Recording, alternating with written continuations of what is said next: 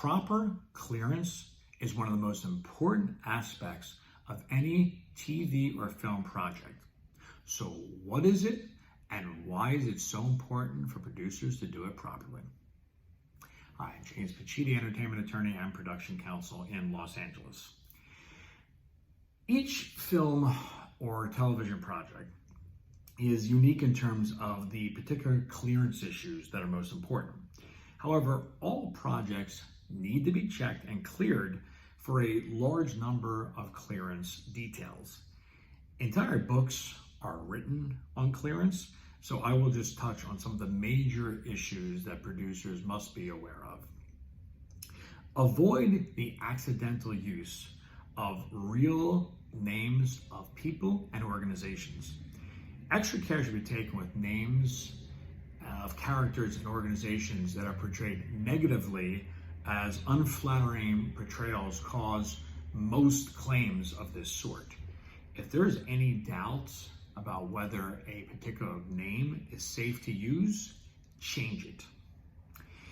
Also, avoid identifying someone by a specific job or his or her involvement in actual events, even if the name is totally fictional. If a character is identified as the mayor of Toronto or a baseball player who is known for having broke a particular record, you have gone a long way towards identifying a real person, regardless of the name you give the character. If people may believe that you have identified a real person, think about how that character is portrayed. In general, the larger and less positive the portrayal of that role, the more important it is to avoid such accidental parallels to a real person. Now, watch out for identifiable locations and addresses.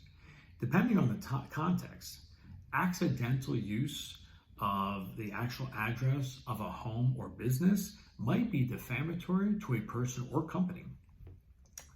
Be aware of problems that can be caused by shooting a scene that has a distinctive building, architecture, or statue in the shot.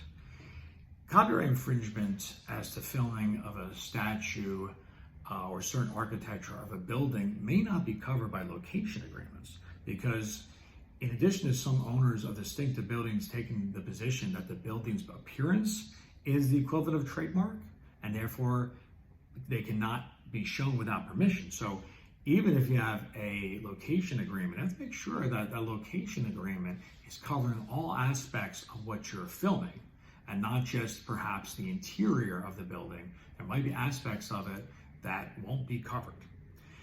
Don't use real phone numbers with or without area codes. Don't use real credit card numbers, social security numbers, and the like. That should be obvious.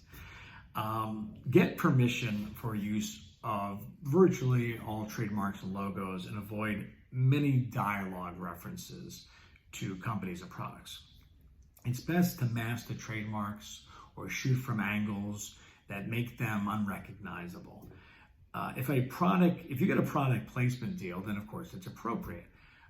Briefly showing a logo is not a violation of the trademark owner's rights if it is used in a non-defamatory context, and if the use does not imply endorsement of or participation by the trademark owner.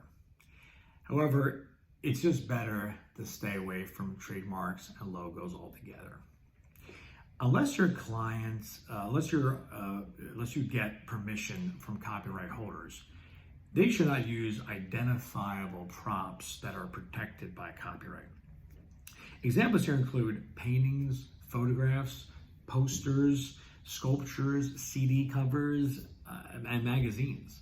Reproducing a copyrighted work, including in a film, is generally going to be a copyright infringement. You also want to watch out for miscellaneous copyright problems. For example, quotes from a copyrighted source. If a classroom teacher, for example, in a fictional film, reads a passage from a modern classic or a stanza from a poem by a recent poet, This may not be fair use under copyright law, so permission will need to be obtained from the copyright owner. Watch out for material that could cause problems if it's used in promotion or publicity. Materials used under the fair use doctrine, for example, they may be permissible inside the work, and for example, in a documentary film, but not permissible to use in the promotion or publicity associated with the documentary film. Avoid using clips from other films. There are too many issues for typical clearance that could do an entire other video on. So just avoid using film clips from other films if you can. Clear any music. This is obvious, but it's important to do so earlier than later, as you may realize how many rights will have to be obtained. And you want to watch out for music that is incorporated into the scene while it is being shot. For example, a character whistles part of a tune during an important scene. Shoot the scene with and without the song if it hasn't already been cleared, in case clearing the music is prohibitively expensive. And watch out for sampling, which is, for those who don't know, sampling is integrating sounds embodied in a pre-existing sound recording into a new musical work. All sampling should be considered copyright infringement.